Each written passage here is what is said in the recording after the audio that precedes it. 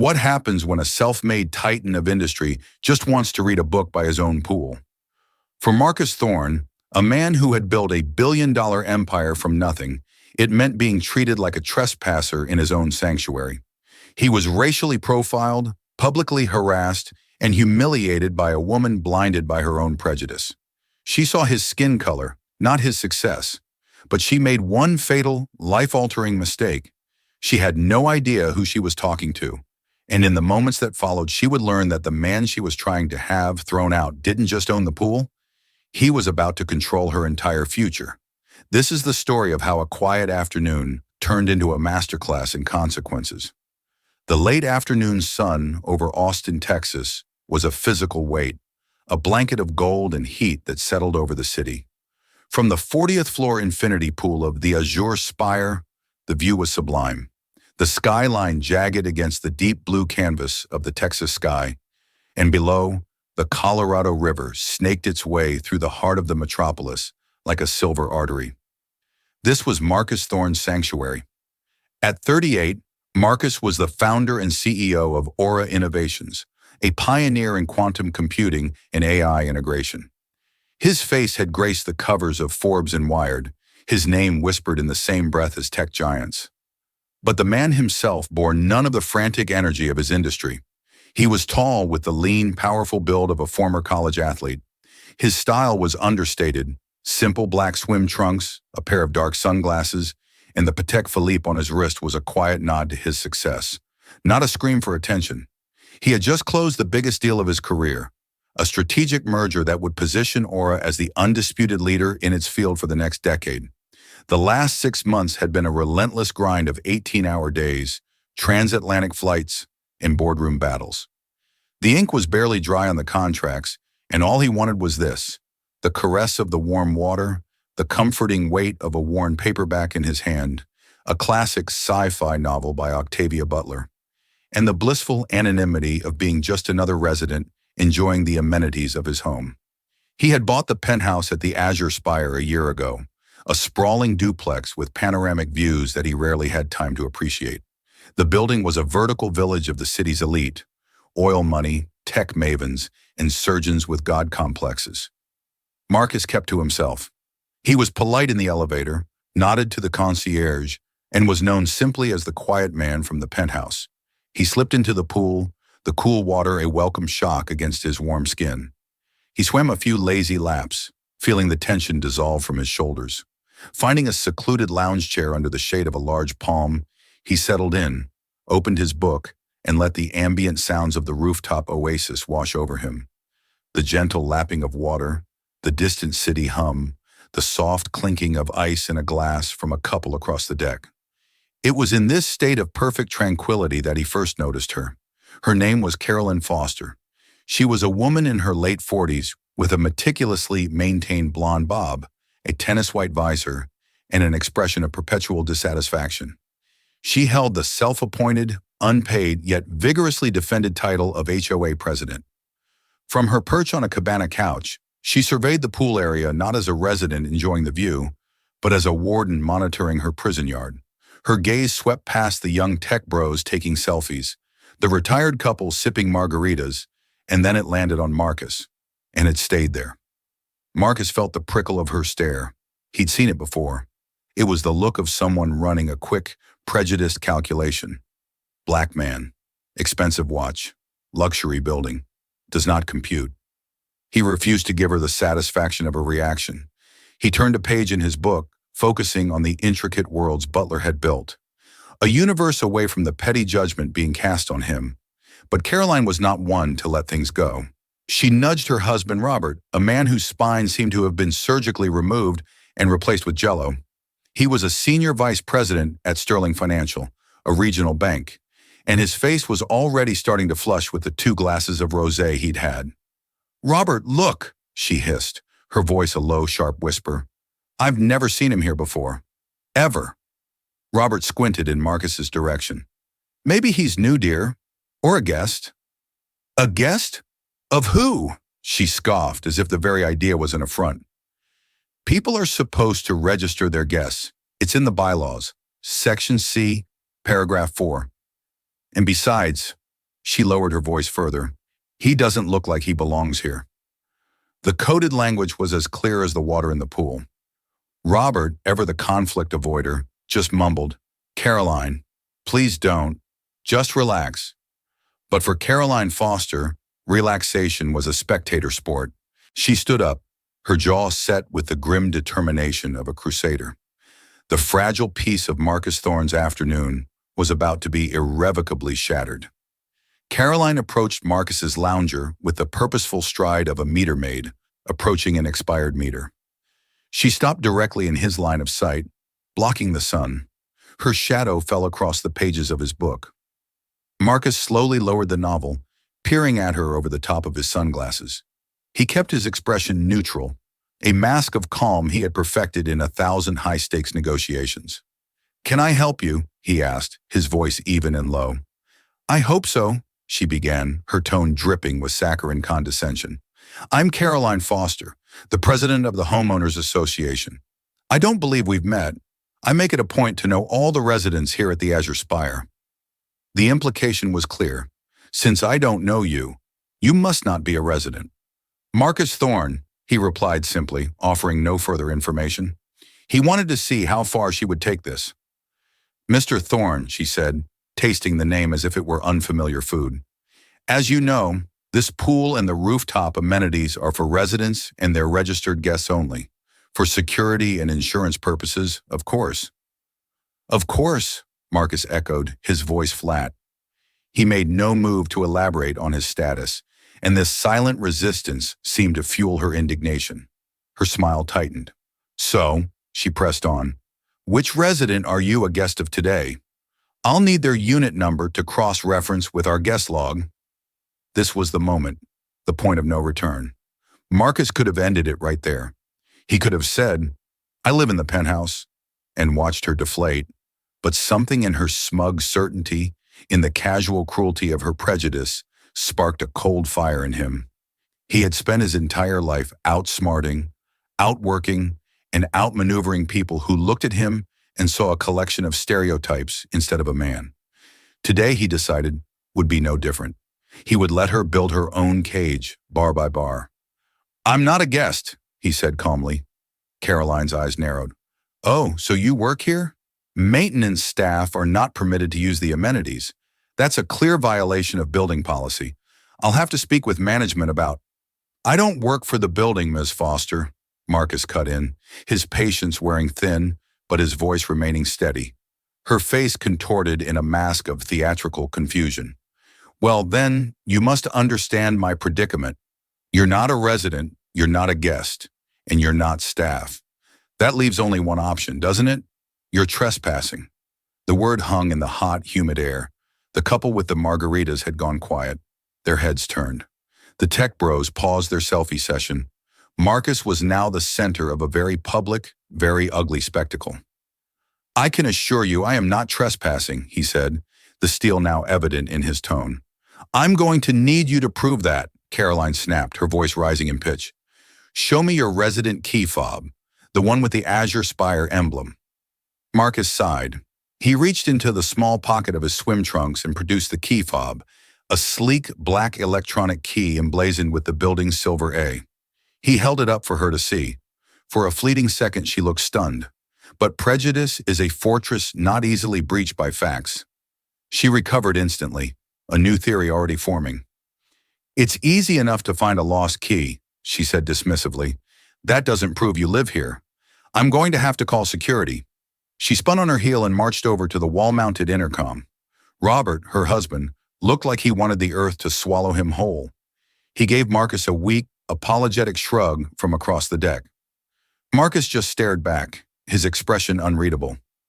A few minutes later, a young security guard named Frank arrived. He was new to the job, barely out of his teens, and clearly uncomfortable. "Ma'am, what seems to be the problem?" he asked, his eyes darting between Caroline and Marcus. "The problem, Frank," Caroline announced grandly, "is that this man is trespassing on private property. He refuses to identify himself and produces a key fob that is likely stolen.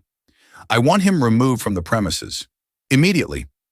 Frank turned to Marcus, his discomfort palpable. "Sir, I'm sorry, but do you have an ID?" Some proof of residency? Marcus felt a surge of cold anger. He was being treated like a criminal in his own home, in front of his neighbors. He had built a company worth more than the entire building. Yet here he was, being asked to prove he belonged. He made a decision. He would not just end this, he would detonate it. You know what? Marcus said, finally standing up. He was a good 6 inches taller than Frank and towered over Caroline. His presence suddenly filled the space, and the calm demeanor was replaced by an aura of formidable power. You're right. This has gone on long enough. You should call the police. Frank blinked. Sir? Caroline's face lit up with triumphant glee. Yes, an excellent idea. Call the Austin Police Department. Tell them there's an intruder at the Azure Spire. Go ahead, Frank, Marcus said, his gaze locked on Caroline. Make the call. Let's get some official authorities here to sort this all out. The young guard, utterly bewildered, reached for his radio. Caroline Foster crossed her arms, a smug smile plastered on her face. She was convinced she had won. She had no idea she had just signed her own social and financial death warrant. The 20 minutes it took for the Austin Police Department to arrive felt like a strange, suspended moment in time. The rooftop, once an oasis of relaxation, was now thick with tension. Caroline Foster stood with her arms crossed, radiating self-satisfaction. Her husband, Robert, had reluctantly joined her side, his face a blotchy mosaic of pink and white. The other residents watched with a mixture of curiosity and discomfort. Frank, the security guard, hovered awkwardly near the elevator, wishing he were anywhere else. Marcus, in contrast, had returned to his lounge chair. He didn't read his book, but he held it in his lap, a small anchor of normalcy in a sea of absurdity. He remained silent, his mind working like one of his own quantum computers, calculating variables, predicting outcomes, and charting the most efficient path to a resolution. This was no longer about a pool, it was about a principle. 2 officers, a veteran with a weary face named Miller, and a younger, more alert officer named Hayes, stepped out onto the pool deck. The heat hit them immediately. We got a call about a trespasser? Officer Miller asked, his eyes scanning the scene. Caroline surged forward. Yes, officers, thank you for coming so quickly. I am Caroline Foster, the HOA president. This man, she pointed a perfectly manicured finger at Marcus, has gained access to our private, residents-only rooftop. He refuses to prove he lives here and is becoming belligerent. Officer Miller turned his gaze to Marcus, who was now slowly getting to his feet. Sir, can you tell me your name? Marcus Thorne. Mr. Thorne, this woman claims you don't live here. Can you provide any identification or proof of residence? Miller's tone was professional but tired, the voice of a man who had dealt with 1,000 petty disputes that were a waste of his time. I can, Marcus said calmly. But first, officer, I want to make sure I understand the situation. This woman, Ms. Foster, has accused me of trespassing. Is that correct? That's the nature of the call, yes, Miller confirmed. And she is the sole complainant? Yes, sir. Okay, Marcus nodded slowly. He then turned his full attention to Caroline, his voice dropping to a dangerously quiet level. Ms. Foster, I want to give you one final opportunity to retract your complaint and walk away. Right now. Are you absolutely certain you want to proceed with this? Caroline laughed, a short, ugly bark. Retract? I'm not retracting anything. I want him charged. I want him escorted out of my building in handcuffs. Marcus held her gaze for a long moment, then turned back to the officers. Very well. He didn't reach for a wallet. He didn't point to his key fob. Instead, he lifted his hand and pointed directly up towards the magnificent 2-story glass-walled structure that crowned the entire skyscraper. I am Marcus Thorne, he said, his voice now ringing with an authority that commanded the attention of everyone on the deck. I am the owner of Penthouse A. That one. He gestured upwards. I purchased it for $11.7 million in a cash sale 18 months ago. My name is on the deed filed with Travis County. My name is on the LLC that owns a majority stake in the commercial space on the ground floor. My company, Aura Innovations, holds its corporate account at Sterling Financial, where, if I'm not mistaken, your husband is a senior vice president. A collective gasp went through the small crowd. Officer Miller's eyes widened slightly. Caroline Foster's smug expression dissolved, replaced by a wave of confusion and then dawning horror. But Marcus wasn't finished. The final devastating blow was yet to land. He looked directly at Robert Foster, whose face had gone from pink to the color of ash. "Robert Foster," Marcus said, the name sounding like a verdict. "Senior VP of Acquisitions and Mergers at Sterling Financial.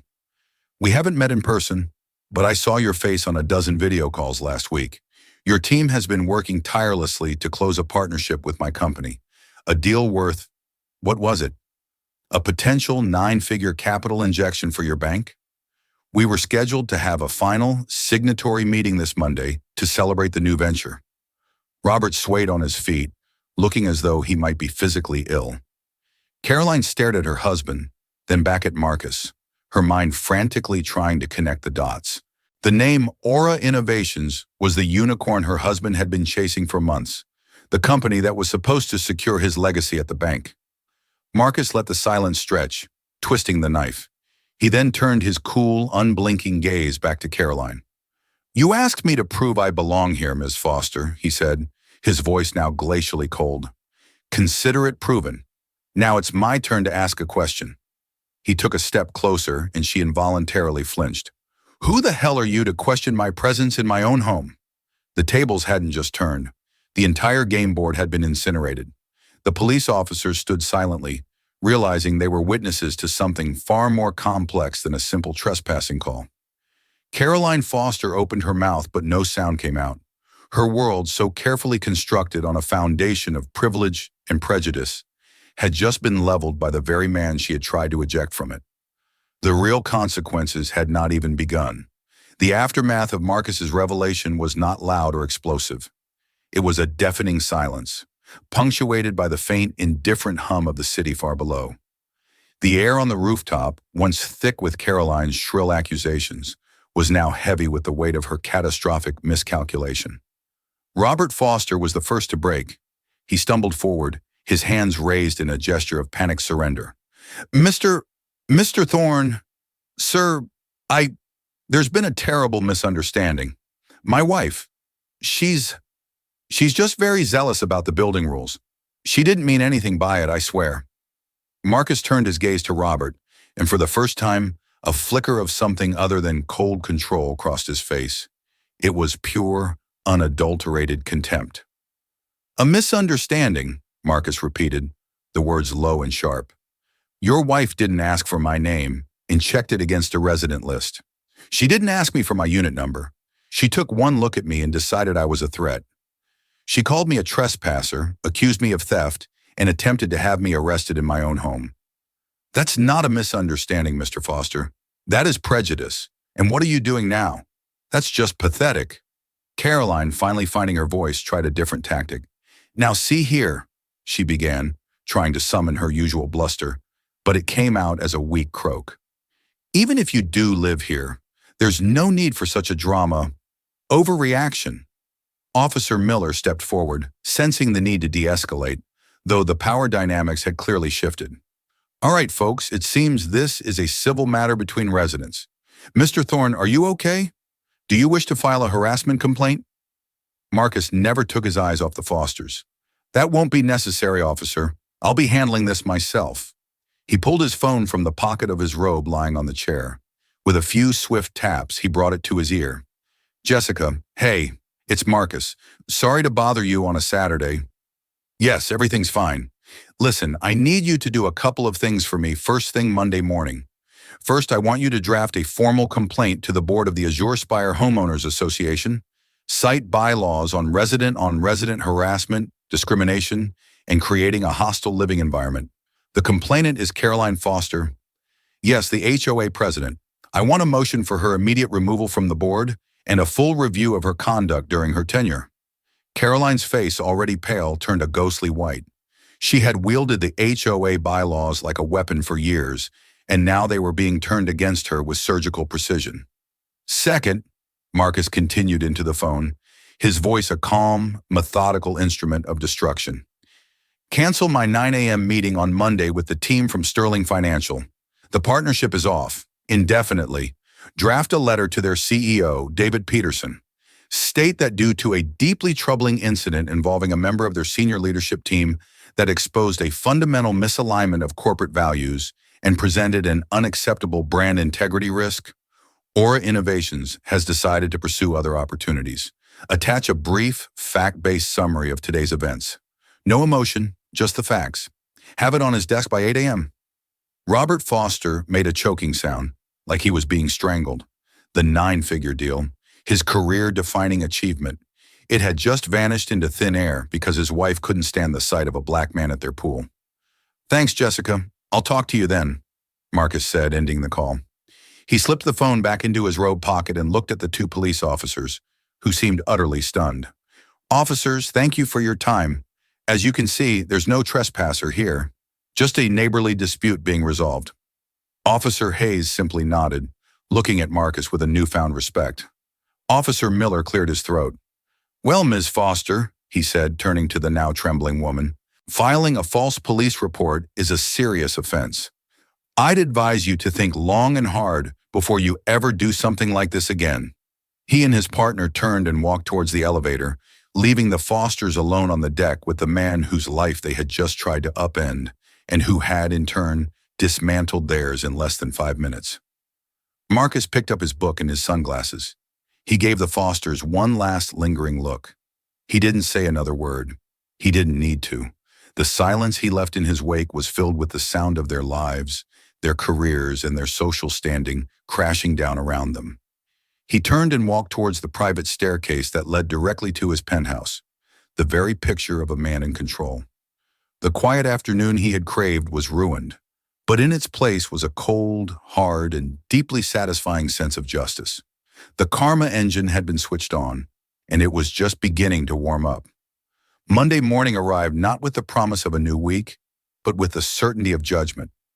At 7:58 a.m., an email with the subject line, "Urgent," regarding Aura Innovations partnership, landed in the inbox of David Peterson, the chairman and CEO of Sterling Financial. Peterson was a man who lived by the numbers, a ruthless but fair titan of finance, who had dragged his regional bank into the modern era. The Aura deal was his magnum opus, a partnership that would have skyrocketed their valuation and secured their future. He opened the attached letter from Aura's legal counsel, Jessica Riley. As he read, his famously stoic expression hardened into a mask of cold fury. The letter was a masterpiece of corporate warfare, polite, precise, and utterly devastating. It detailed the events of Saturday afternoon in sterile, factual language: unprompted interrogation, racial profiling, false accusations, attempted use of law enforcement for harassment. It named Caroline Foster and identified her as the wife of his senior VP, Robert Foster. It concluded with the chillingly corporate phrase, "This incident reflects a profound cultural incompatibility and exposes our brand to an unacceptable level of reputational risk. Therefore, we are formally withdrawing from all negotiations, effective immediately." Peterson read the document twice. He then picked up his phone and punched in the number for his head of security. "Get me every frame of security footage from the 40th floor pool deck at the Azure Spire from this past Saturday between 3 p.m. and 5 p.m. I want it in my office in 1 hour." Simultaneously at the Azure Spire, another storm was brewing. As per Marcus's instructions, Jessica Riley's complaint had been emailed to every member of the HOA board and, for maximum effect, blind copied to every resident in the building. The email server was buzzing. The building's exclusive online message board, usually a sleepy forum for complaining about noisy neighbors or advertising dog walking services, erupted. The story spread like wildfire. But it wasn't just Marcus's complaint. His action had emboldened others. Suddenly, a dozen other stories about Caroline Foster emerged. Mrs. Gable from 22B recounted how Caroline had threatened to have her daughter's family towed for parking in a guest spot for 10 minutes too long on Christmas Day.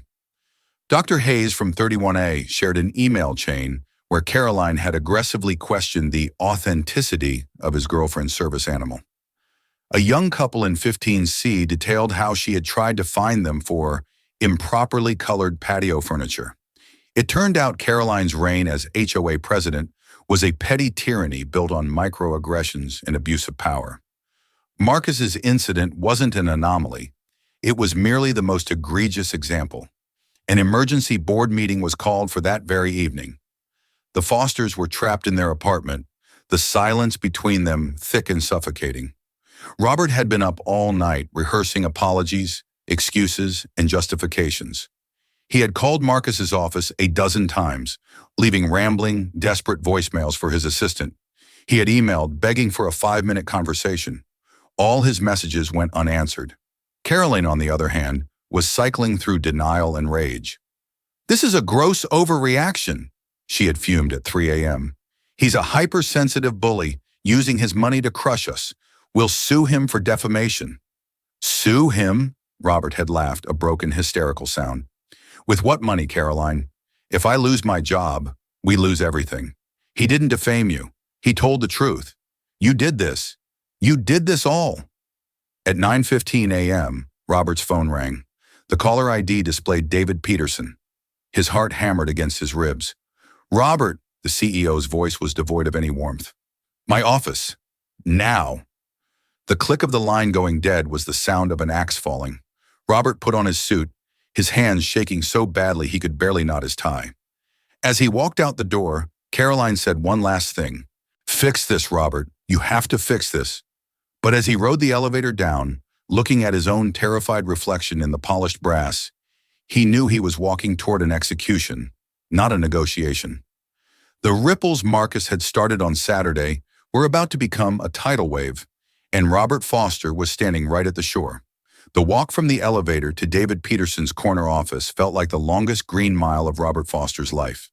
The CEO's executive assistant, a woman who usually greeted him with a warm smile, simply nodded grimly and gestured toward the heavy oak doors.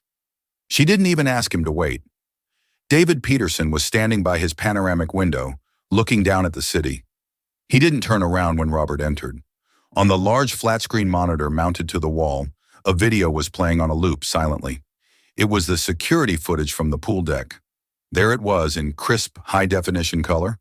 Caroline jabbing her finger, Marcus holding up his key fob, Caroline marching to the intercom, the arrival of the police, Marcus pointing up to the penthouse. There was no audio, but the visuals were damning enough. "I spent my entire morning on the phone with Marcus Thorne," Peterson said, his voice dangerously calm. He finally turned around, his eyes like chips of granite. "Do you know what that was like, Robert?"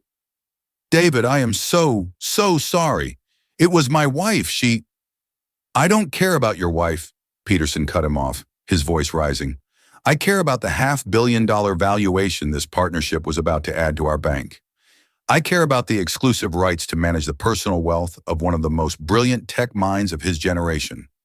I care about the fact that Aura Innovations was going to move their entire 9-figure corporate treasury to this bank." He walked over to his desk and picked up a single sheet of paper. It was Robert's personnel file summary. 22 years, Robert. You've been with this bank for 22 years. You worked your way up from junior analyst. You've been a loyal soldier, and in 22 minutes, your wife managed to light your entire career on fire, and you just stood there and watched it burn. "I tried to stop her," Robert pleaded, his voice cracking. "I told her to leave it alone." "Trying isn't good enough," Peterson roared, slamming the paper down on his desk. "Marcus Thorne told me something interesting. He said he kept waiting for you to intervene, to walk over and be a man and say, 'Honey, this man is our neighbor. Let's leave him in peace.' But you didn't. You stood by the cabana, sipping your rosé, and let your wife accuse one of the most important potential clients this bank has ever had of being a criminal because he's a black man." Peterson leaned forward, his hands flat on the polished mahogany. "This is no longer about a lost deal, Robert. This is about the character of our leadership. It's about our reputation. The story's already leaking to the financial blogs. Sterling Financial loses Aura deal after executive's wife in racist incident. How does that play with our shareholders, with our diversity and inclusion committee, with the federal regulators who watch us like hawks?" Robert Foster had no answer. He just stood there, a man hollowed out by his own cowardice. "We can't afford you anymore, Robert," Peterson said, the anger replaced by a cold transactional finality. "Your association with this bank is now a liability, a toxic asset. David, please, Robert whispered. My whole life is this bank. Then you should have thought of that before you let your wife's bigotry dictate your future, Peterson said. He pushed a folder across the desk. This is your severance agreement, or rather it was.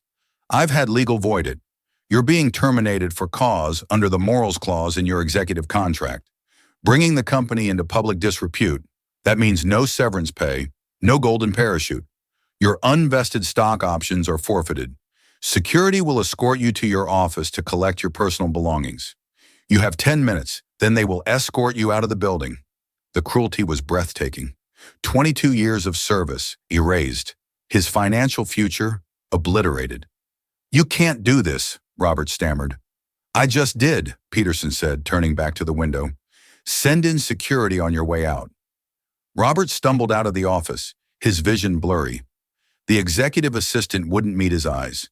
2 uniformed guards were waiting for him. The walk to his office was a blur of shocked and pitying faces from his colleagues. In 10 minutes, he was standing on the street, clutching a small cardboard box with a framed family photo, a coffee mug, and a desk plant. The automatic glass doors of Sterling Financial Tower slid shut behind him, sealing his fate. He arrived home to find Caroline on the phone with a lawyer, screeching about lawsuits and character assassination. He walked over, took the phone from her hand, and ended the call. What do you think you're... she started. I was fired, he said, his voice a dead, empty monotone. They fired me, Caroline. For that reason. No severance. Nothing. It's all gone. She stared at him, her own anger momentarily forgotten in the face of this new reality. They can't do that. They did, he said, sinking onto their designer sofa. The mortgage on this place is half my monthly salary. My stock options were supposed to pay for retirement. It's gone. We're ruined. That evening, the email from the HOA arrived. By a unanimous vote of the remaining board members, Caroline Foster was removed as HOA president, effective immediately. Furthermore, the board had opened a formal ethics investigation into her past conduct, and she was censured from attending any board meetings for the next 2 years. In less than 72 hours, the Fosters had lost their income, their status, their power, and their reputation. They were prisoners in a multi-million-dollar condo they could no longer afford, surrounded by neighbors who now looked at them with open contempt. The unraveling was complete. All that was left was the fall. The weeks that followed were a slow, agonizing descent. The name Foster became toxic. Robert sent out over 100 resumes to other financial institutions. He got 2 interviews, both of which ended abruptly when the interviewers reached the "Why did you leave Sterling Financial?" part of the conversation. The financial world is small, and the story of his spectacular flameout, tied to a racism scandal with a tech celebrity, had made him radioactive. No one would touch him. The Fosters were forced to put their sprawling condo in the Azure Spire on the market. They had to sell it fast for significantly less than they paid, just to get out from under the crushing mortgage. The day they moved out was the ultimate humiliation. As the movers loaded the last of their boxes onto a truck, they saw Marcus Thorne stepping out of the elevator. He wasn't alone. He was with a group of 4 bright-eyed, ambitious teenagers, 2 young women and 2 young men, all of them black and Hispanic. Marcus was dressed casually and he was laughing, gesturing as he spoke to them. And this is the main lobby, Marcus was saying, but the real work happens in the community spaces and the labs we're funding. Remember, the goal of the Aura Foundation's Next Gen Innovators program isn't just to give you seed money. It's to show you what's possible, to put you in environments where success is the norm, not the exception. Marcus noticed the Fosters standing by the moving truck. His smile didn't falter. He simply gave them a polite, almost imperceptible nod, the kind of nod you give a stranger in an elevator, and then guided his students towards the building's exit, continuing his impassioned speech about empowering the next generation of diverse leaders. The irony was a physical blow to Robert. Marcus wasn't a monster. He wasn't a vengeful tycoon who had crushed them for sport. He was a builder, and the time and energy he could have spent feuding with them, he was instead investing in creating the very opportunities that people like Caroline assumed were not for people like him. He had already moved on. The Fosters were just a footnote in his life, a regrettable Saturday afternoon. But he had become the defining catastrophe of theirs. They moved into a small rented townhouse in a suburb an hour outside the city. The fall from grace was absolute. Caroline, stripped of her social standing, grew bitter and isolated. Robert eventually found a humiliatingly low-paying job as a junior accountant at a small, no-name firm, a ghost of his former corporate glory. Their marriage, built on a foundation of status and money, crumbled under the weight of resentment and blame. One evening, months later, Robert was flipping through channels on their small television. He stopped on a local news channel. The anchor was reporting live from the opening of a new, state-of-the-art community center and tech incubator in a historically underserved neighborhood of Austin. And the primary funding for this incredible facility, the reporter said, comes from a record-breaking $20 million donation from Austin's own Marcus Thorne and his Aura Foundation. The camera panned to Marcus at a podium, cutting the ribbon. He looked directly into the camera, and his words seemed to travel through the screen and pin Robert to his seat. "Success is not about how high you can climb," Marcus said to the cheering crowd. "It's about how many people you can lift up with you. We have a responsibility to build ladders, to open doors, and to ensure the view from the top is something we can all one day share." Robert stared at the screen, at the image of the man his wife had tried to throw out of a pool. He saw the cheering crowds, the hopeful faces of the young people, the tangible good being done. He finally understood the fullness of his and Caroline's consequence. They hadn't just picked a fight with a rich man. They had stood in opposition to progress itself. They had chosen prejudice over decency, and the world, championed by men like Marcus Thorne, had simply moved on and left them behind in the wreckage of their own making. The karma wasn't just in their fall. It was in his continued magnanimous rise. 3 years is a lifetime. For Marcus Thorne, it was a lifetime of exponential growth. Aura Innovations had successfully launched its first commercially viable quantum processor, revolutionizing industries from medicine to logistics. The Aura Foundation had become a beacon of hope in Austin, with its Next Gen Innovators program producing its first cohort of successful young entrepreneurs who were already making waves. Marcus himself had found a better balance, delegating more of the corporate grind to his trusted COO, freeing him up to focus on the philanthropic work that he now considered his true legacy. He was still the quiet man in the penthouse, but his peace was no longer fragile. It was forged in purpose. For Robert Foster, 3 years was a different kind of lifetime. It was a slow, grinding erosion of the man he used to be. The split from Caroline had been inevitable, a bitter affair of lawyers and accusations that ended with her taking what little was left and moving to Florida to live with her sister, her letters and calls eventually dwindling to a resentful silence. The shame of his firing had barred him from the world of finance forever. After a year of unemployment and mounting debt, he had swallowed the last dregs of his pride and done the only thing he could think of. He started driving for a rideshare service. His office was now a 2018 Toyota Camry with 150,000 miles on the odometer and the faint, persistent smell of a pine tree air freshener. His tailored suits were replaced by a rotation of nondescript polo shirts. The power lunches at steakhouses were now lukewarm coffees from gas stations. He drove mostly at night, preferring the anonymity of the darkened city. He had become a ghost, a spectator in the lives of others, ferrying them from their triumphs to their tragedies, their mundane errands to their celebratory dinners. He learned humility in $1 tips and 5-star ratings. He learned about the city he had only ever seen from a corner office, and he learned about the quiet struggles of ordinary people. And in the long, lonely hours, he was forced to confront the memory of that sun-drenched Saturday afternoon, replaying the moment his courage had failed him, the choice he hadn't made that had unmade him completely. One crisp October evening, a ride request pinged on his phone.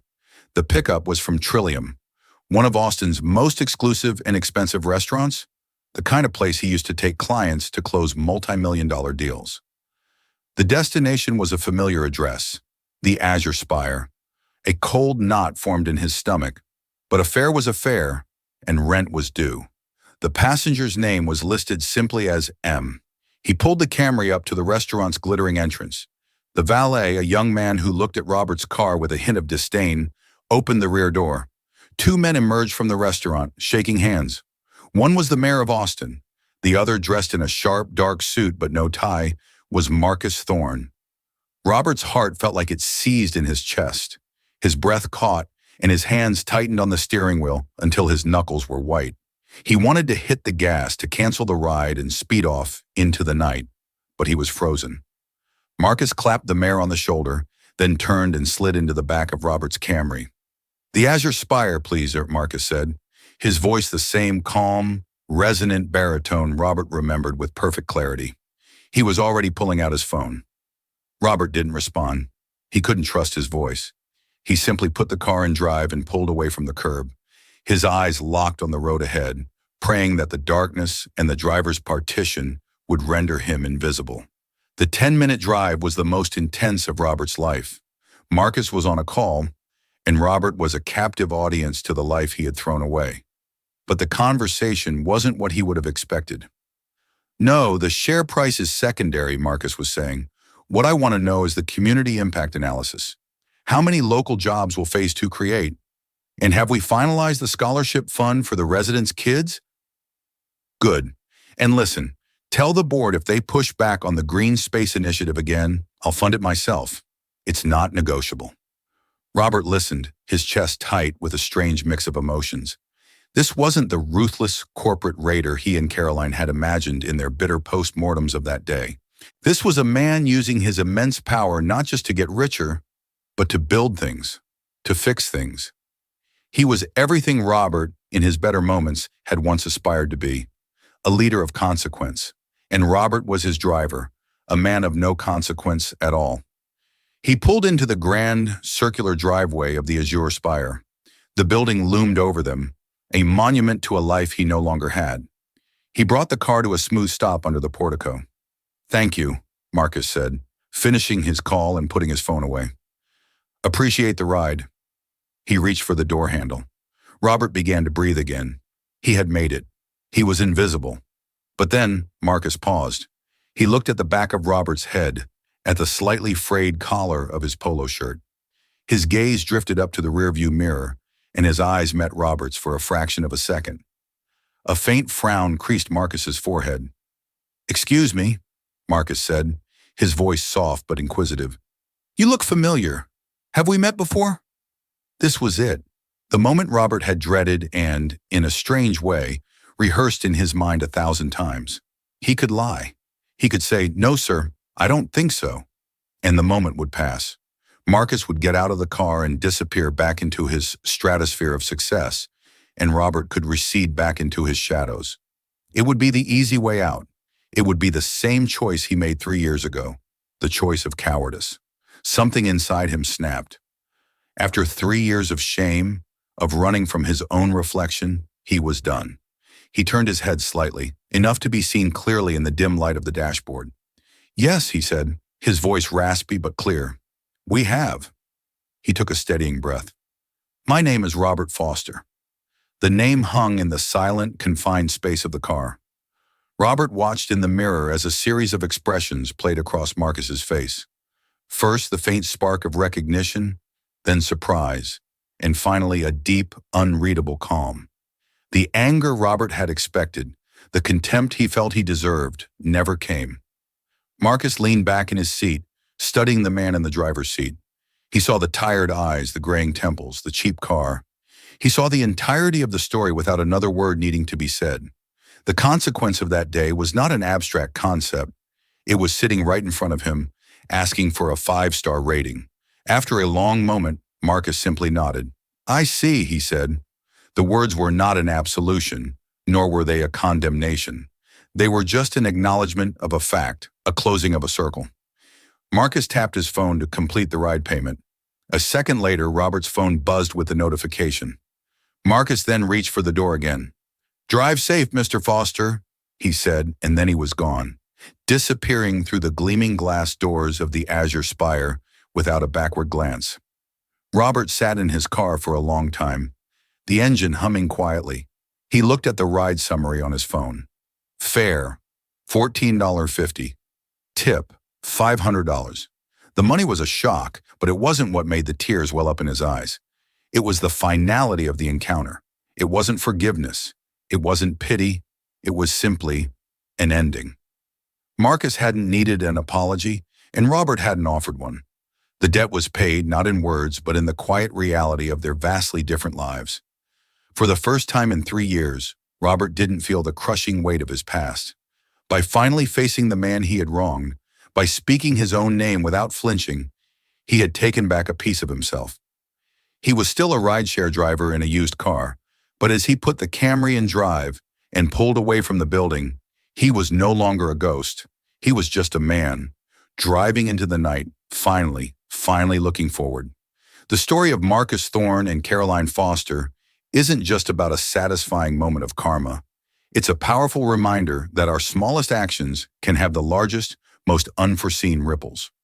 In a world where prejudice still casts a long and ugly shadow, Marcus chose not to meet ignorance with rage, but with decisive, intelligent action that reset the scales of justice.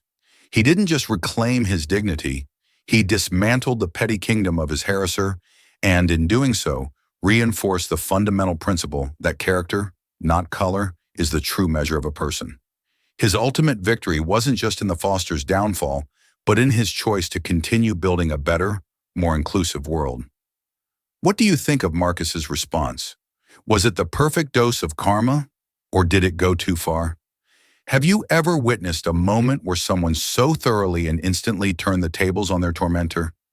Share your thoughts and stories in the comments below. If this story resonated with you, please hit that like button, share it with someone who needs to see justice in action, and be sure to subscribe for more unforgettable real-life stories. Thank you for listening.